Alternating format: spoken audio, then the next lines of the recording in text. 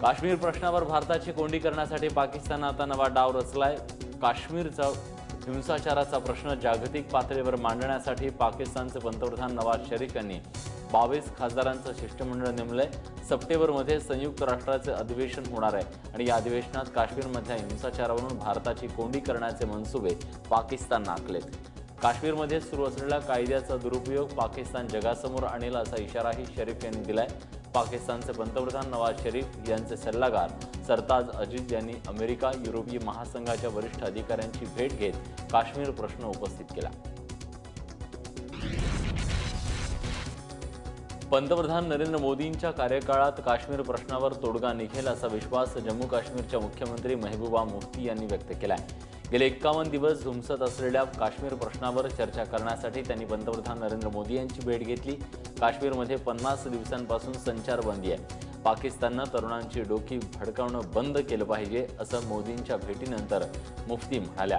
काही दिवसांपूर्वी भारतीय जवानांनी दहशतवादी बुराणवाणीचा खात्मा केला, तेव्हापासून फुटीरतावाद्यांनी काश्मीर खोऱ्यात हिंसाचार सुरू केला।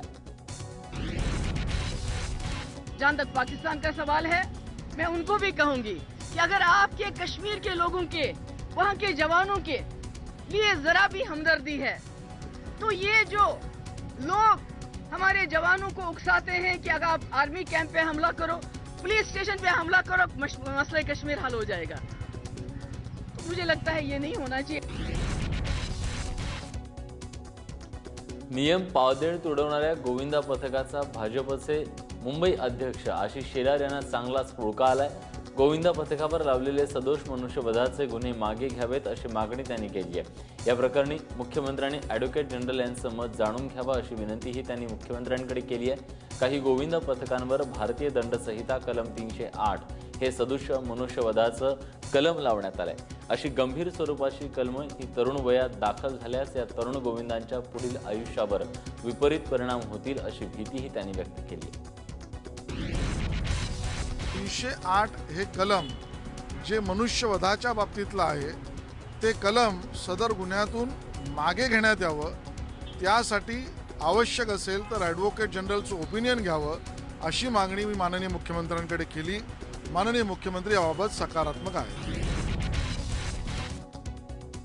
दरम्यान मनसे अध्यक्ष राज ठाकरे गुन्हे दाखल करण्यात आलेल्या मंडळांची भेट घेणार आहेत। केवळ हिंदू सणांसाठीच नियम आणि अटी कशाला असा सवाल करत राज ठाकरेंनी कोर्टाने दहीहंडीबद्दल दिलेले सर्व निर्देश धुडकावून लावले। दहीहंडी संदर्भात सुप्रीम कोर्टाने 20 थरांची मर्यादा ठेवली, मात्र मुंबईसह ठाण्यात मनसेकडून सर्रास नियमांचं उल्लंघन झालं आणि आता या गोविंदांसह आयोजकांवर मनुष्यवधासारखी कलम लावण्यात आली आहेत। त्यामुळे राज ठाकरे या मंडळांच्या भेटी काय होणार हे पाहणं महत्त्वाचं आहे। ठाणे महानगरपालिकेच्या पंचवार्षिक निवडणुकीसाठी लवकरच प्रभाग रचना जाहीर होणार आहे। मात्र याआधी उद्या 2 प्रभागांसाठी पोटनिवडणूक होतीये, तर परवा मतमोजणी होणार आहे। 53 विटावा परिसर आणि 32 वागळे इस्टेट या 2 विभागात ही पोटनिवडणूक होतीये। महापालिकेत सत्तेत असणारी शिवसेना आणि भाजप एकमेकांच्या विरोधात निवडणूक लढवत आहेत। त्यामुळे महापालिका निवडणुकीच्या आधी ही निवडणूक दोन्ही पक्षांसाठी प्रतिष्ठेची झाली आहे। पालिका निवडणुकीच्या संदर्भात पुण्यात रामदास आठवले यांनी पत्रकार परिषद घेतली, तेव्हा आगामी महापालिका निवडणुकीबद्दल ते बोलले। मुंबई महानगरपालिका निवडणुकीत भाजप शिवसेना युती हो न हो, मात्र आरपीआय मुंबई पुण्यासह राज्यातील 11 महापालिका निवडणुकांमध्ये युती करेल असं त्यांनी यावेळी सांगितलं। काहीही झालं तरी सरकार पडू देणार नाही, असं झाल्यास बाहेरून पाठिंबा द्यायला शरद पवार तयार असल्याचं देखील त्यांनी यावेळी स्पष्ट केलं। कसाबला फाशी देण्यासाठी पुण्याला नेताना त्याच्या गाडीवर हल्ल्याची भीती होती असा गौप्यस्फोट माजी केंद्रीय गृहमंत्री सुशीलकुमार शिंदे यांनी केला। ते एबीपी माझाच्या कट्ट्यावर बोलत होते। कसाबच्या फाशीबाबत जशी गुप्तता पाळली होती तशी त्याला पुण्यात कधी आणि कसं नेणार याबद्दलही आम्ही सजग होतो असं शिंदे म्हणाले। तसंच अफजल गुरुला फाशी देतानाही आम्ही खूप काळजी घेतली, त्यामुळेच काश्मीरात त्याचे पडसाद उमटले नाहीत। मात्र बुरहानवाणीचा खात्मा केल्यानंतर भाजपनं उतावीळपणा केल्यामुळेच काश्मीर 50 दिवसापासून धुमस्त आहे अशी टीकाही शिंदेंनी केली। कसाबची पहिली फाशी होती ती सिक्रेट ठेवलेली होती आणि घेऊन जाताना तिथं तुम्ही, कारण आपल्या इथं मला सगळ्यात मोठी भीती होती ती नव्या मुंबईच्या तिथं जे डोंगर आहे 2, त्या डोंगरावर जर कोणी चढलं आणि तिथून बॉम्ब टाकला गाडीवर, ते कधी उडवून देण्याची शक्यता होती. त्यामुळं आमच्या महाराष्ट्राची बदनामी झाली असती आणि देशाची बदनामी झाली असती. माझ्या मुलीचं प्रणितीचं असं आहे, माझं इंटरकास्ट आहे, तुम्हाला माहिती आहे. लग्न व्हायचं त्यावेळेस होतं, पण दबाव आणून कधी होत नाही. मी फ्री माणूस आहे, किती मॅच्युअर आहे. 2 इलेक्शन्स तिने लढलेली आहेत. तिला तिचा जोडीदार शोधण्याचा अधिकार असला पाहिजे या मताचा. आणि त्यामध्ये, आणि मी तर तिला स्पष्ट सांगितलंय, तू कुठल्याही जातीचं कर, पण तो कमवता असला पाहिजे, कॅपेबल असला पाहिजे. राज्याचं नवीन गृहनिर्माण धोरण येत्या 2 सप्टेंबर रोजी जाहीर होणार आहे. मुख्यमंत्री देवेंद्र फडणवीस आणि शिवसेनेचे पक्षप्रमुख उद्धव ठाकरेंच्या उपस्थितीत घाटकोपरला जाहीर सभा होणार आहे. त्या ठिकाणी नव्या गृहनिर्माण धोरणाची घोषणा केली जाणार आहे. मातोश्रीवर उद्धव ठाकरे, शिवसेनेचे मंत्री आणि गृहनिर्माण मंत्री प्रकाश मेहता यांच्यात बैठक झाली. या बैठकीनंतरच गृहनिर्माण धोरणासंदर्भातला निर्णय घेण्यात आला. राज्यात 10 महानगरपालिकांच्या निवडणुका होऊ घातल्यात. त्यामुळेच युती सरकार लोकप्रिय घोषणा करण्याच्या तयारीत असल्याची चर्चा आहे.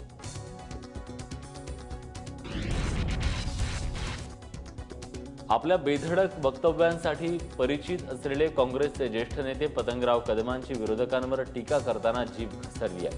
पंतप्रधान मोदींच्या गोमूत्रावर फडतूस लोक निवडून आल्याचं वादग्रस्त वक्तव्य पतंगराव कदमांनी केले. तसंच भाजप शिवसेनेच्या युती सरकारनं सहकार संस्था आणि शिक्षण संस्था मोडायचा उद्योग लावल्याचा आरोप देखील पतंगराव कदमांनी केलाय. सांगलीत पत्रकारांशी वार्तालाप करताना पतंगरावांनी स्वपक्षीयांसह भाजपवर जोरदार शरसंधान साधलं.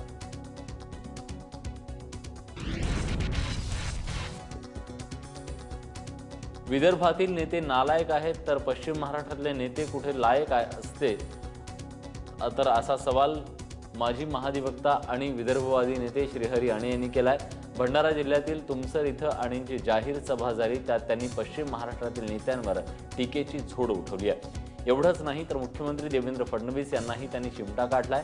फडणवीस मी महाराष्ट्राचा मुख्यमंत्री असल्याचं सांगतात, पण त्यांनी आपण विदर्भाचे मुख्यमंत्री असल्याचंही विसरू नये असा सल्ला दिला.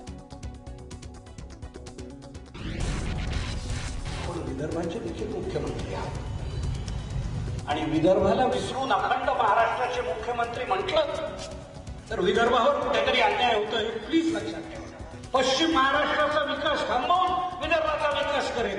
एकही मुख्यमंत्र्यांनी हे केलं नाही. प्रत्येक जण लुबाडून स्वतःच्या छोट्या छोट्या छोट्या भागांचा फायदा करण्यात गुंतलं होतं. विदर्भाचा फायदा कधी केला नाही. आणि सांगताना म्हणतात तुमचे लोक नालायक. घोटाळ्यांच्या आरोपांचा पंकजा मुंडेंनी चांगलाच धसका घेतलेला दिसतोय. संरक्षण मंत्र्यांनी खरेदी केली तरी त्याचा संबंध माझ्याशी जोडला जाईल अशा शब्दात पंकजा मुंडेंनी नाराजी व्यक्त केली आहे. माळशिरसमधल्या एका कार्यक्रमादरम्यान पंकजा मुंडे बोलत होत्या. त्यावेळी त्यांनी नाव न घेता धनंजय मुंडेंना टोला हाणला. काही जणांनी नात्यांची किंमत ओळखली नाही, माझ्यावर आरोप करणारेही जवळचेच आहेत अशा शब्दात पंकजा मुंडेंनी धनंजय मुंडेंवर टीका केली. यावेळी पंकजांनी त्यांच्याकडून काढून घेण्यात आलेल्या जलसंधारण खात्यासंदर्भातही भाष्य केलं.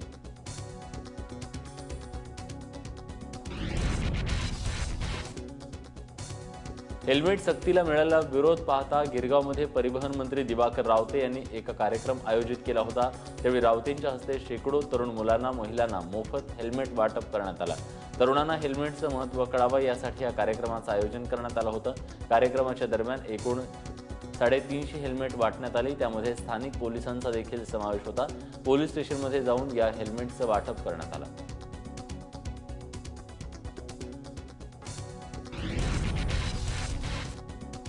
नितेश राणेंच्या स्वाभिमानी संघटनेच्या कार्यकर्त्यांनी संभाजी भिडेंची मुंबईतली सभा उधळून लावण्याचा प्रयत्न केला, मात्र त्यांचा हा प्रयत्न फसला.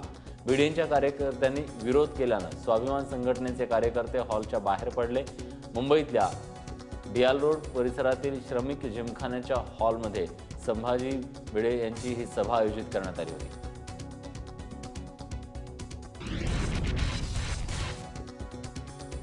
गणेशोत्सवापूर्वी मुंबई गोवा महामार्ग दुरुस्त करण्याचे आदेश देण्यात आले। या महामार्गाची दुरुस्तीच्या कामाला लवकरच सुरुवात होणार आहे। पर्यायी मार्गाच्या संदर्भात सोमवारी मंत्रालयात बैठक घेऊन निर्णय घेण्यात येत असल्याचं सार्वजनिक बांधकाम मंत्री एकनाथ शिंदे यांनी म्हटलंय।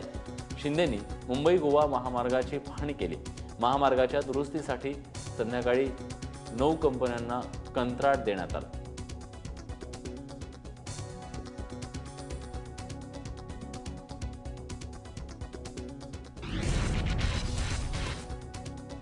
मुंबई महानगरपालिकेचा केंद्राकडून येणारा निधी थेट पालिकेकडेच यावा असं वक्तव्य शिवसेनेचे नेते आणि प्रवक्ते अनिल देसाई यांनी केले। केंद्राचा निधी इतर कुठेही न वळवता हा थेट पालिकेला यावा अशी मागणी त्यांनी केली आहे। येत्या एकदिवसीय अधिवेशनात शिवसेनेचे नेते या मुद्द्यावर ठाम राहतील असंही त्यांनी स्पष्ट केलं। याबद्दल मुख्यमंत्री देवेंद्र फडणवीस यांच्याकडे मागणी केली जाईल असंही ते म्हणाले।